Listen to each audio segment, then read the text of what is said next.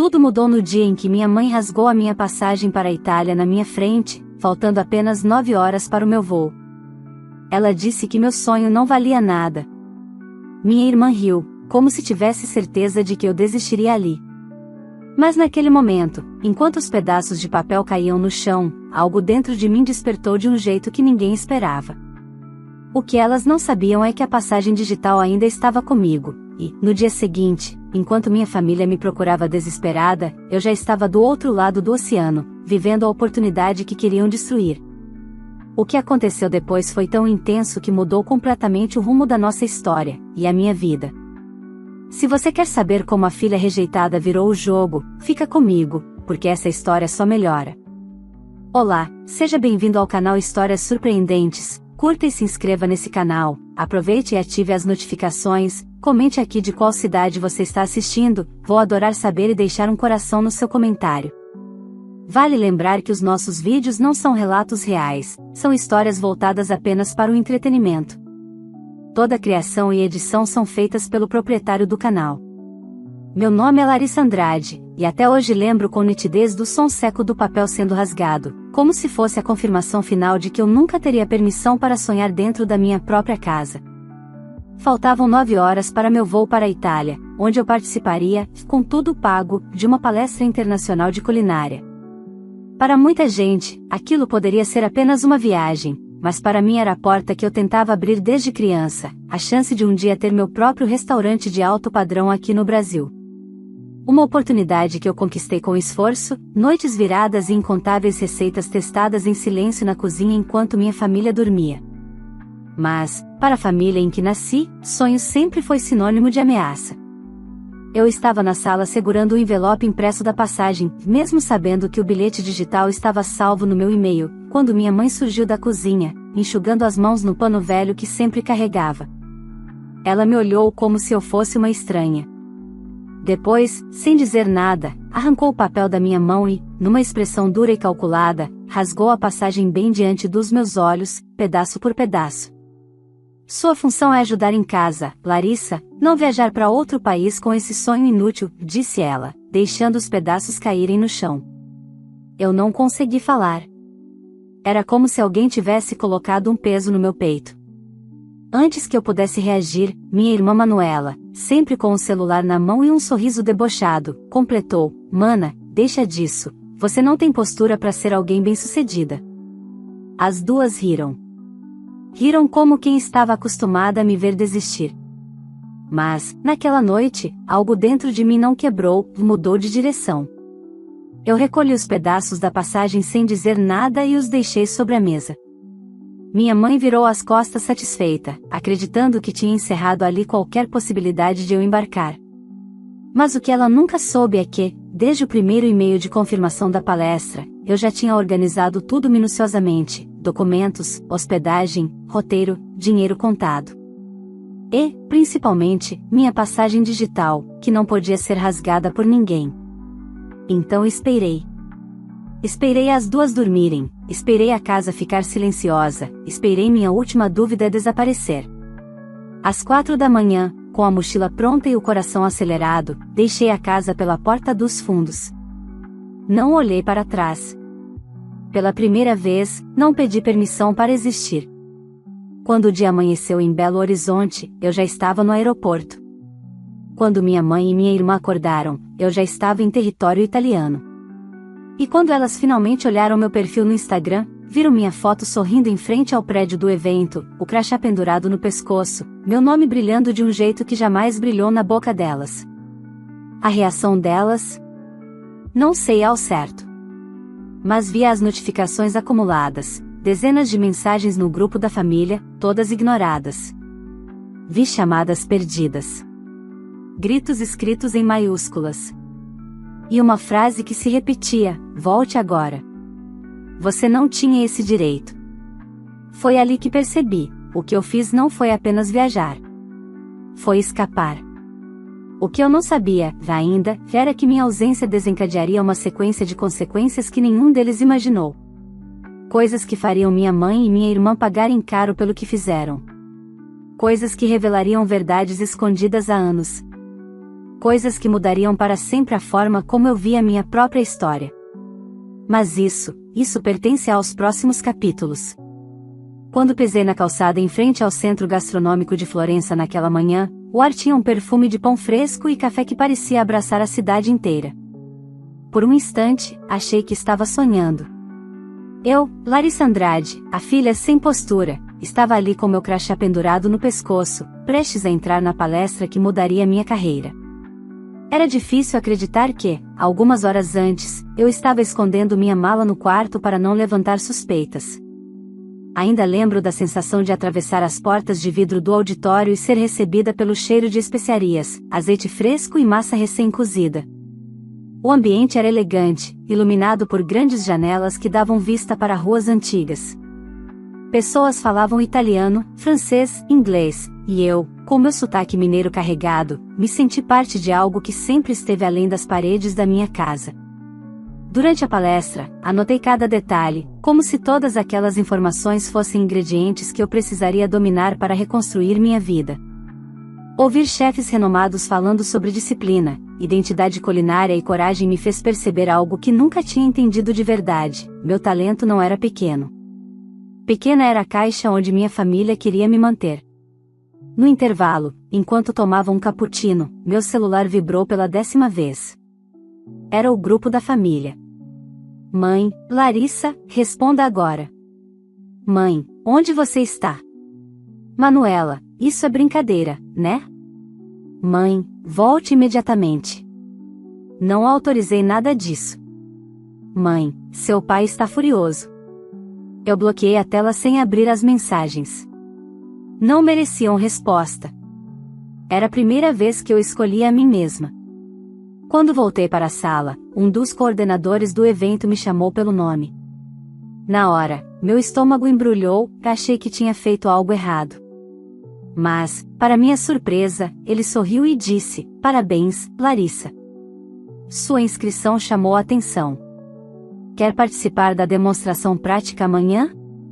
Quase perdi o ar. Aquilo não era só um convite, era uma chance real de mostrar meu trabalho para profissionais que poderiam mudar meu futuro. Eu tremi, mas respondi sim sem hesitar. No fim do dia, quando voltei para o hotel, encontrei mais de 50 mensagens não lidas. Algumas eram agressivas. Outras, cheias de ironia. Mas o que me chamou a atenção foi um áudio da minha mãe: "Você acha que esse mundo é seu? Você acha que viajar para a Itália te faz melhor do que nós? Quando você voltar, não terá mais cama aqui. E não venha dizer que eu não avisei." Poderia ter doído. Mas, pela primeira vez, não doeu. Fechei o aplicativo e deixei o celular virado para baixo sobre a mesa. Naquela noite, fiquei até tarde praticando receitas para a demonstração do dia seguinte. Testei marinadas, criei combinações de ervas, ajustei o ponto da massa até sentir que cada detalhe carregava algo meu, algo que sempre existiu, mesmo quando ninguém reconhecia. Enquanto cozinhava, uma lembrança antiga me atravessou com força. Eu, ainda criança, mexendo uma panela pequena de brigadeiro, enquanto minha mãe dizia para Manuela: "Ainda bem que essa aí gosta de ficar na cozinha. Pelo menos serve para alguma coisa." Na época, eu tinha achado que ela estava elogiando. Hoje, entendia que era um rótulo. Mas ali, sozinha na cozinha do hotel, preparando meu próprio futuro, percebi que rótulos só continuam valendo quando a gente acredita neles. No dia seguinte, cheguei ao auditório antes de todos. Fui a primeira a montar minha estação de trabalho, a separar ingredientes e a respirar fundo antes de começar. Quando os jurados e convidados entraram, senti a pressão aumentar, mas também senti uma força nova dentro de mim, a certeza de que ninguém podia mais me tirar dali. Preparei um prato inspirado nas raízes mineiras, com técnicas italianas. Enquanto cozinhava, o silêncio respeitoso da sala me fez entender que, pela primeira vez, olhavam para mim com seriedade. Não como mão de obra. Não como a filha que ajuda em casa. Mas como chefe, como alguém com voz, técnica e identidade.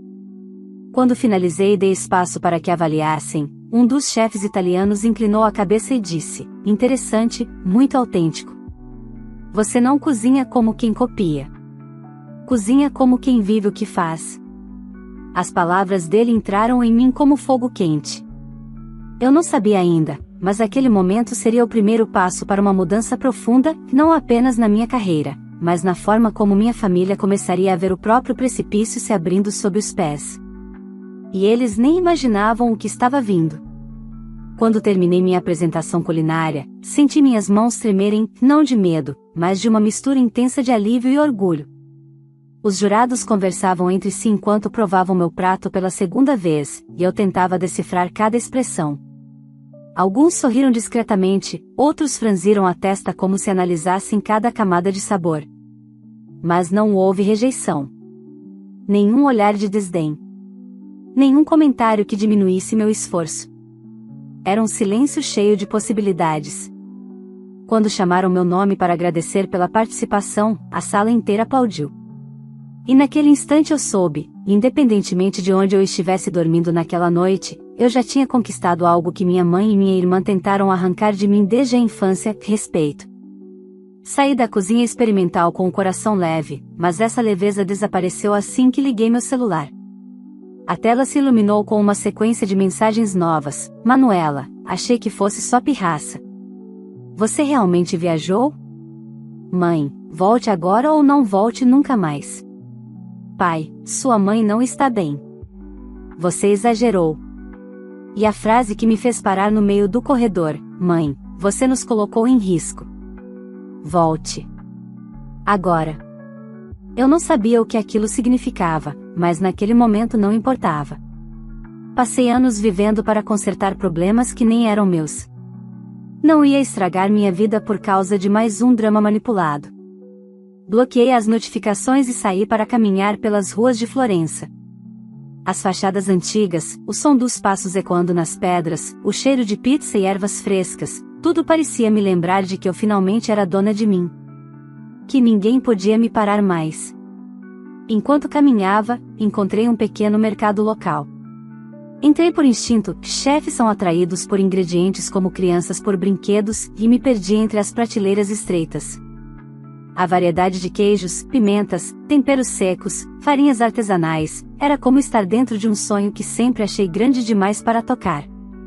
O dono do mercado, um senhor simpático chamado Pietro, percebeu meu encantamento imediato e abriu um sorriso. Chefe?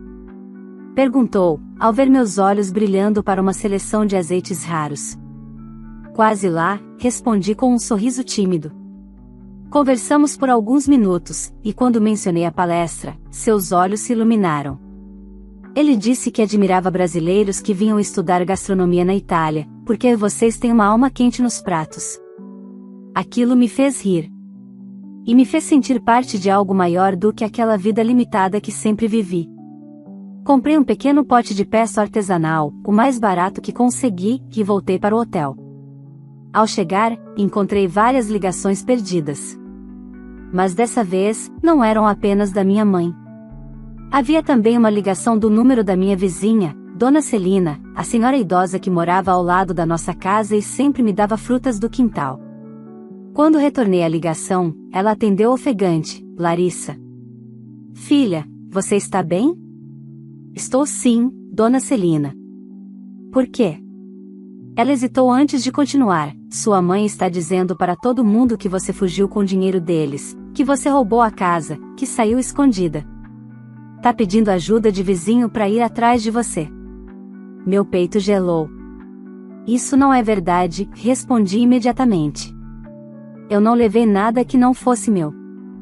Nem um centavo. Eu sei, minha filha. Mas ela está falando para quem quiser ouvir. Disse até que vai na polícia quando você voltar. Minha pulsação acelerou. Eu conhecia minha mãe o suficiente para saber que ela não tinha limites quando queria se vitimizar. Não ficaria surpresa se ela inventasse absurdos só para me colocar como a vilã da própria história.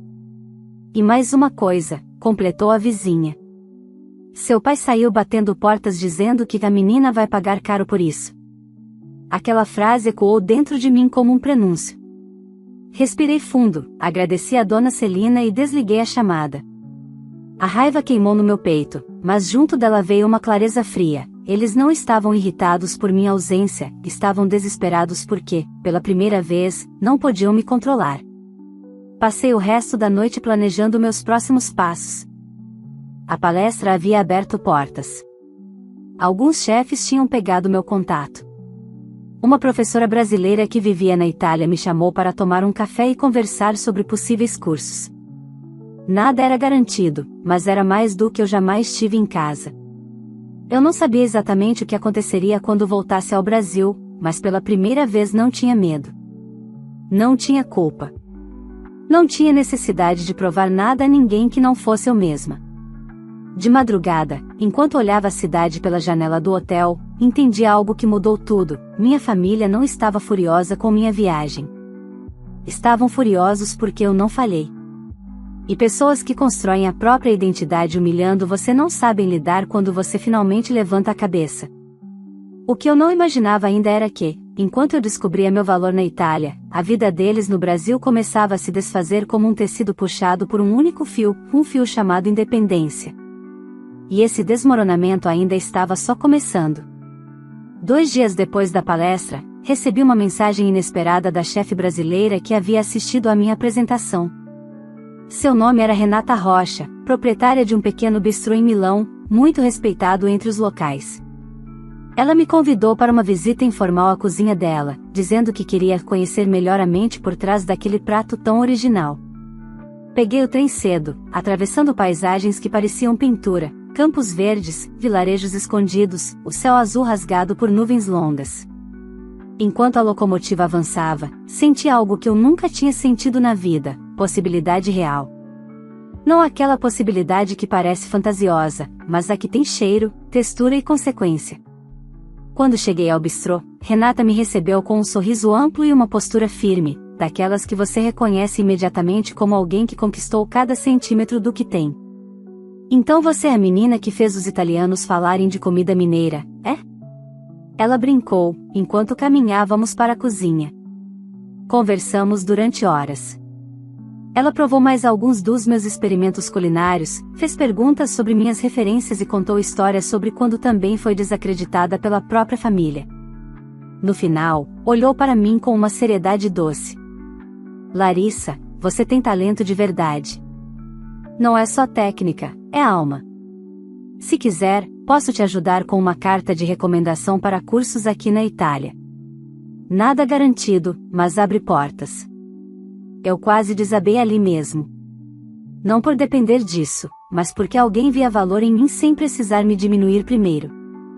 Era novo. Era precioso. Mas enquanto minha vida parecia se abrir na Europa, o Brasil começava a mostrar suas rachaduras. Quando voltei para o hotel no fim da tarde, liguei meu celular usando o Wi-Fi da recepção e me deparei com um mar de mensagens, dessa vez, de números que eu nem conhecia. A maior parte dizia coisas como: sua mãe pediu ajuda no bairro, disse que você deixou dívidas. Sua irmã comentou que você roubou a poupança deles. Estão falando que você sumiu depois de fazer um escândalo em casa. Meu estômago embrulhou. Aquilo era veneno. E não era acidental. Respirei fundo, sentei na cama e comecei a vasculhar as redes sociais da minha mãe e da minha irmã. Não existia post direto me acusando, elas não eram tolas, mas havia indiretas suficientes para montar o cenário que queriam. Textos sobre filhos ingratos, publicações dizendo que ajudar demais destrói as pessoas e até vídeos curtos de Manuela chorando, dizendo que a família estava em crise porque uma de nós decidiu abandonar tudo. Mas então encontrei algo que me fez travar. Uma live salva, feita horas antes, onde minha mãe dizia para vizinhos e conhecidos: a Larissa saiu de casa e levou coisas nossas. Estamos desesperados. Ela está perdida. Se alguém souber de algo, avise. Nunca imaginei criar uma filha para isso. Era um teatro. Um teatro cruel. E pior, vários comentários apoiavam. Fiquei olhando para aquilo por longos minutos, tentando entender como 2 mulheres que conviveram comigo a vida inteira tinham tanta facilidade em me transformar em vilã. Quando percebi que minhas mãos tremiam, larguei o celular no colchão e fechei os olhos. Não chorei. Mas algo dentro de mim se transformou para sempre. Naquela noite, tomei a decisão que talvez tenha sido a mais importante de toda a minha vida: eu não voltaria para aquela casa. Não importasse o que acontecesse.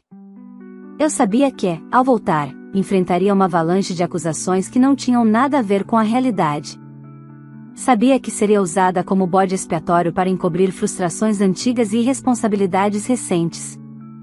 Sabia que seria pressionada até perder tudo que tinha construído. E eu não merecia isso. Quando coloquei minha mala no chão do hotel e me olhei no espelho, vi pela primeira vez alguém que não precisava pedir desculpas por existir.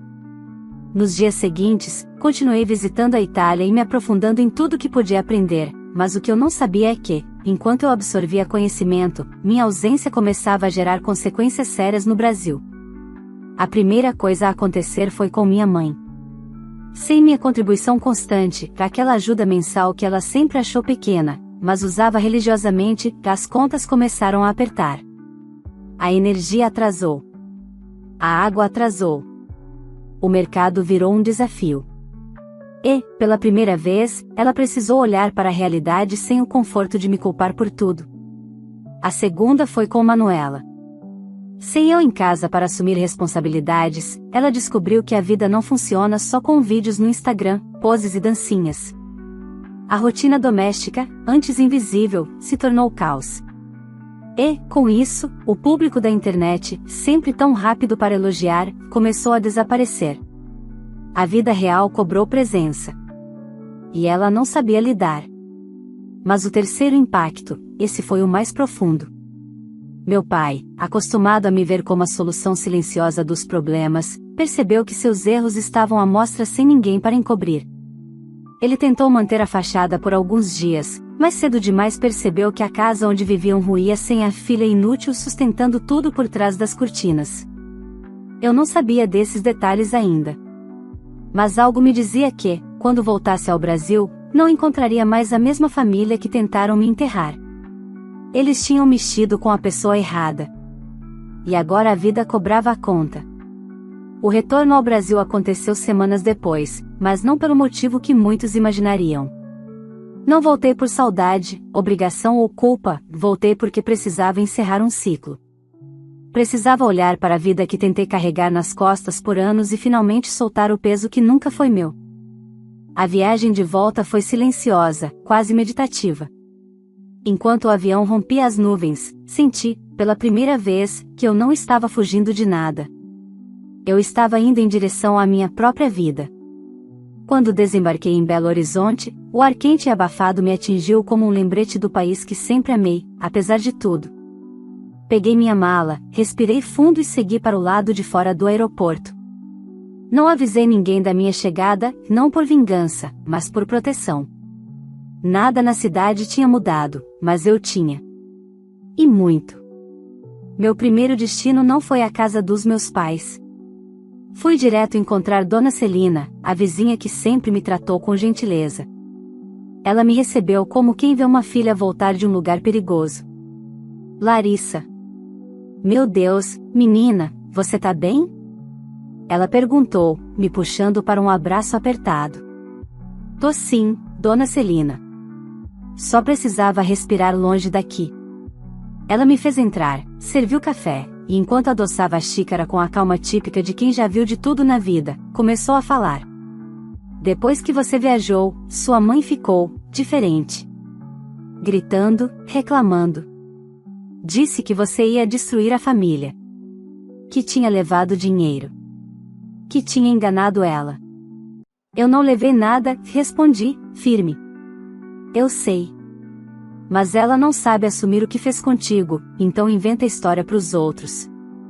Dona Celina tinha razão. Minha mãe sempre preferiu culpar o mundo do que olhar no espelho. Enquanto conversávamos, ela me contou coisas que eu não fazia ideia. A energia tinha sido cortada por falta de pagamento. Manuela tinha desistido de criar conteúdo porque não conseguia mais esconder a vida real, e os seguidores foram embora. Meu pai, pressionado por dívidas que sempre ignorou, entrava em casa todos os dias explosivo, descontando frustrações em todos ao redor. A casa não é mais a mesma sem você, mas não do jeito bom, disse ela. É como se tudo tivesse desmoronado de vez. Eu agradeci por sua sinceridade e avisei que ficaria alguns dias em uma pousada próxima, longe daquele ambiente tóxico. Ela insistiu que eu ficasse ali, mas preferi manter distância. Precisava de ar. No dia seguinte, pela primeira vez em muito tempo, decidi passar em frente à casa onde cresci. Não entrei. Não bati. Apenas observei. A fachada estava descuidada, manchas de umidade, mato crescendo no pequeno jardim que eu sempre mantive aparado, e uma sensação de abandono que não existia antes. Como se, sem alguém para segurar as pontas, a casa tivesse deixado de respirar.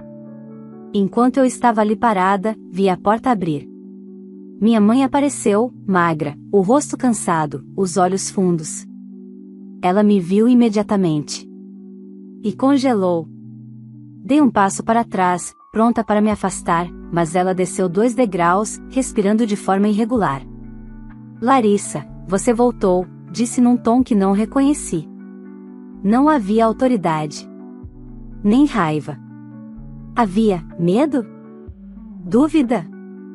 Talvez arrependimento também. Eu permaneci onde estava, firme. Voltei para resolver minha vida. Só isso. Manuela apareceu logo depois, segurando o celular como sempre, mas com uma expressão que eu nunca tinha visto nela: vulnerabilidade. Parecia menor, menos segura, quase perdida. Mana, desculpa o que eu falei aquele dia. Ela começou, mas eu ergui a mão. Não precisa. O que você disse mostrou quem você era. E eu acreditei em cada palavra. Meu tom não foi frio. Foi verdadeiro. Minha mãe engoliu seco, como se estivesse prestes a desmontar. Mas, antes que começasse um discurso teatral, eu a interrompi. Eu sei das coisas que vocês disseram sobre mim. Sei das mentiras. Sei que me pintaram como ladra, ingrata, irresponsável. Não foi assim que minha mãe balbuciou. Foi sim. E você sabe. Ela desviou o olhar. A vida aqui ficou difícil sem você, ela confessou, quase num sussurro.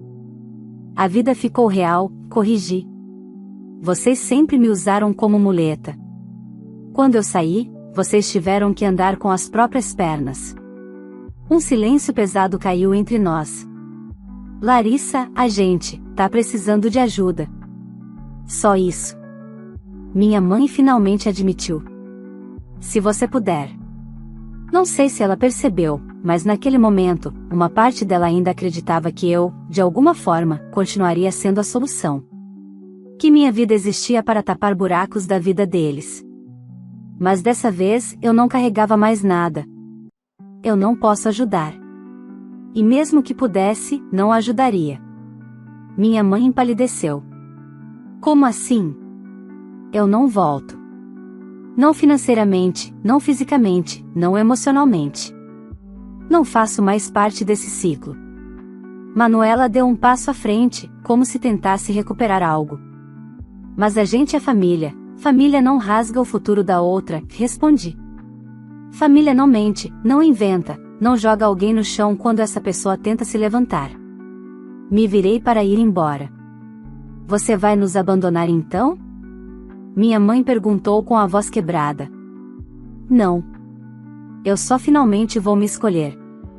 Ao caminhar para longe da casa, senti todas as memórias tentarem me puxar de volta, mas nenhum laço vale a própria destruição. Eles tinham me perdido quando rasgaram minha passagem. Naquele momento, eu só estava confirmando que nunca mais voltaria. E o que viria a seguir, seria a verdadeira virada. Nos dias que se seguiram ao meu retorno, senti como se estivesse vivendo entre 2 mundos, o passado que tentava me puxar e o futuro que finalmente se abria diante de mim. A pousada onde fiquei hospedada se tornou meu refúgio. A cada manhã, eu caminhava pelo bairro como alguém que observa a própria cidade pela primeira vez, livre do peso que carregou a vida inteira. Era estranho perceber que, enquanto eu respirava alívio, minha família parecia afundar em um mar que eles mesmos criaram. Uma tarde, recebi uma ligação de um número desconhecido. Atendi, e do outro lado ouvi alguém se apresentando como gerente de uma escola gastronômica de São Paulo. Eles tinham assistido à gravação da minha participação na palestra na Itália, compartilhada por Renata Rocha, e queriam me convidar para uma entrevista. O coração quase saiu pela boca. Era a chance de continuar meus estudos sem depender de ninguém. Aceitei na hora. Enquanto organizava meus documentos para seguir viagem, novos episódios começaram a se desenrolar na casa dos meus pais. Eu não procurava saber, mas as informações chegavam até mim por pessoas que nunca me desejaram mal. Soube que a energia foi cortada novamente. Soube que Manuela havia tentado voltar a criar conteúdo na internet, mas agora era alvo de comentários cruéis por causa das mentiras que a família havia espalhado. Soube também que meu pai finalmente havia admitido para alguns conhecidos que dependiam financeiramente de mim há anos e que sem essa ajuda tudo desmoronou. Não senti prazer. Não senti pena. Senti apenas distância. Eles estavam colhendo o que plantaram, e pelo visto, plantaram deserto. Antes de viajar para São Paulo, passei uma última vez em frente à casa onde cresci. O portão estava aberto, como se tivessem esquecido de trancar. A rua parecia silenciosa demais. E pela primeira vez, não senti vontade de entrar, nem de chamar, nem de olhar para trás. Eu já tinha visitado o passado o suficiente. No dia seguinte, segui para São Paulo. A entrevista na escola gastronômica foi melhor do que eu imaginava. Falei sobre minha experiência na Itália, mostrei fotos dos pratos que apresentei e expliquei de onde vinha meu amor pela culinária. Eles ouviram com atenção, coisa que nunca experimentei dentro da minha própria casa. Ao final, a coordenadora me disse: "Larissa, nós queremos você aqui. Seu talento merece espaço." Aquele merece me atravessou como um abraço que não recebi quando precisava. Voltei para a pousada e chorei pela primeira vez em muito tempo. Não de tristeza, mas de alívio. De orgulho. De renascimento. Dias depois, já matriculada e começando minha nova rotina, recebi um e-mail inesperado. Era de Renata Rocha, a chefe de Milão.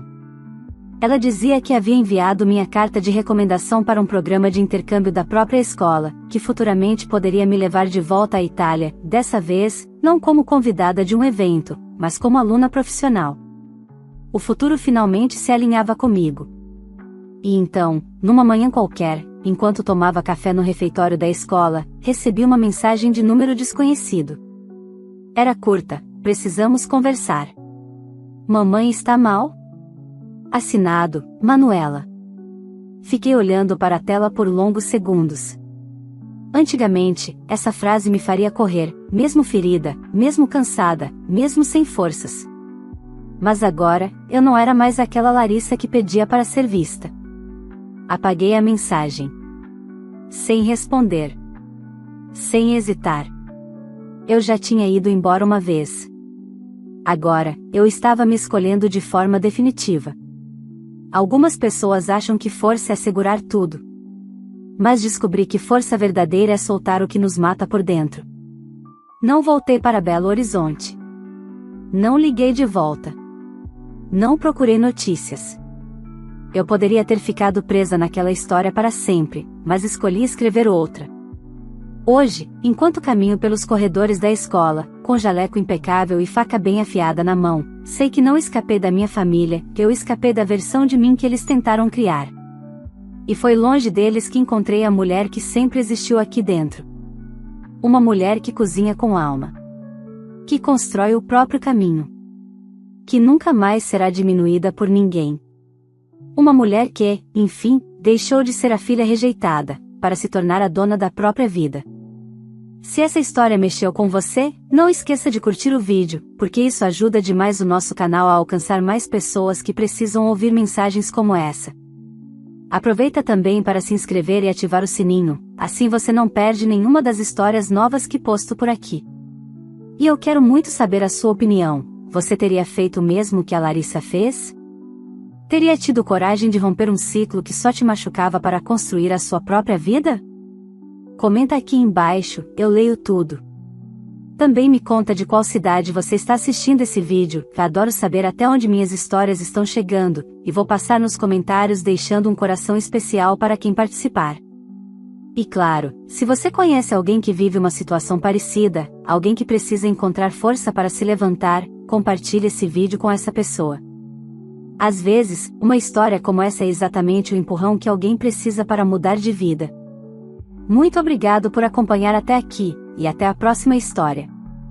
Vale lembrar que os nossos vídeos não são relatos reais, são histórias voltadas apenas para o entretenimento. Toda a criação e edição são feitas pelo proprietário do canal.